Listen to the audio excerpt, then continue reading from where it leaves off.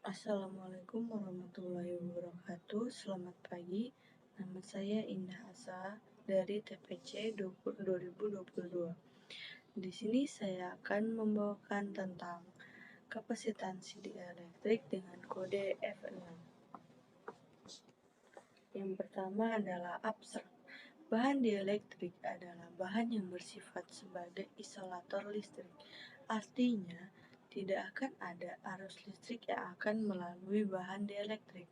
Bahan ini bisa berupa zat padat, zat cair, dan zat gas. Contoh bahan dieelektrik yang umum digunakan adalah udara, keramik, dan gelas, nitogran maupun belerang. Kata kuncinya kapasitansi, kapasitor, dieelektrik.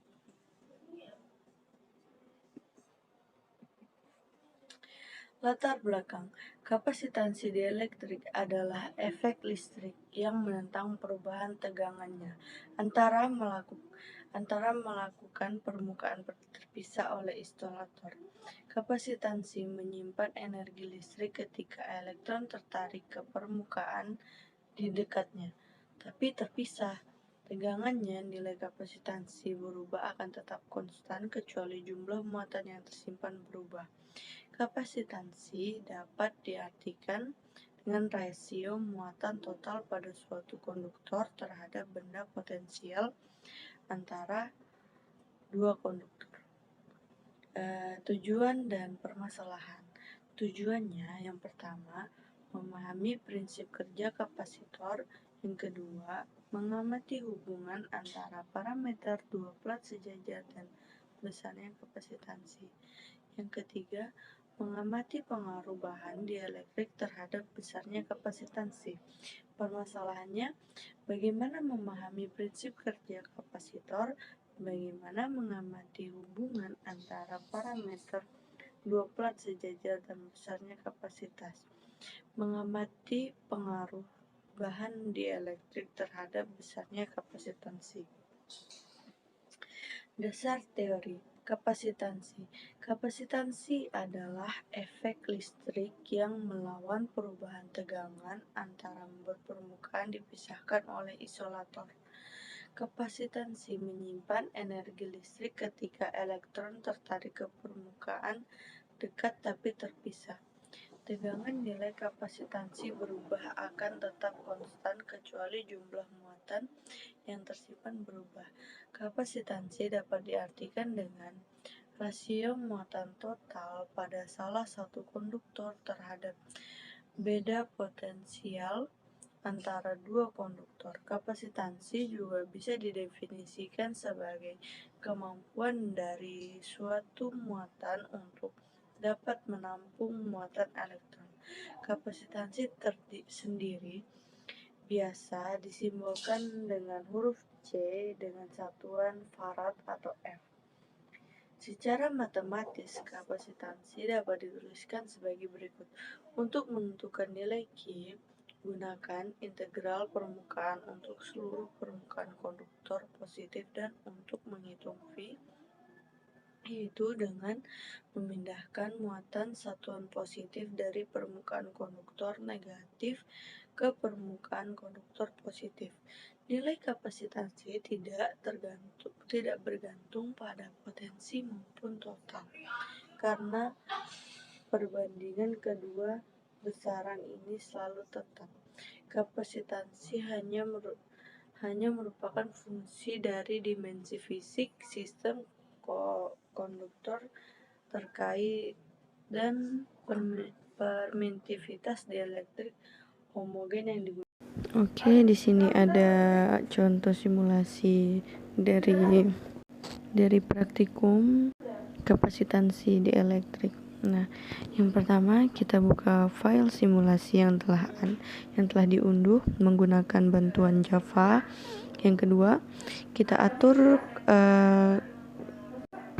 tampilannya menjadi muatan plat, baru meternya menjadi kapasitansi, muatan plat, dan energi tersimpan. Di sini dieelektriknya saya atur 2,1, konstanta dieelektriknya 2,10. Lalu muatan dieelektriknya saya pilih yang tampilkan seluruh muatan. Lalu atur beberapa nilai variabel seperti nilai tegangan input rangkaian dengan cara menaikkan pin voltase pada baterai, jarak antara plat, luas penampang plat. Lalu yang keempat, perhatikan nilai ketiga alat ukur yaitu kapasitansi, muatan, dan energi yang tersimpan. Catat hasilnya pada tabel hasil simulasi. Lalu, hitung hasil kapasitansi, muatan, dan energi yang tersimpan. Catat hasilnya pada tabel hasil perhitungan. Ya, mungkin itu contoh simulasi dari penggunaan pad ini.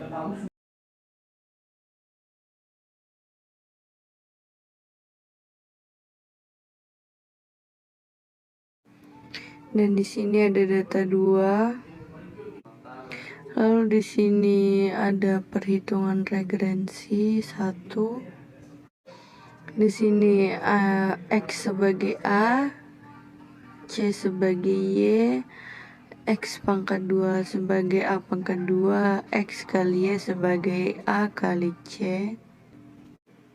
Lalu di bawahnya ada hasil jumlah dari semua perhitungan regrensi.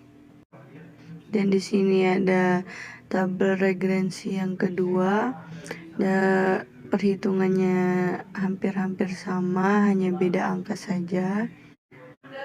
Lalu di sini ada grafik dari tabel regrensi 1 dan tabel regrensi 2.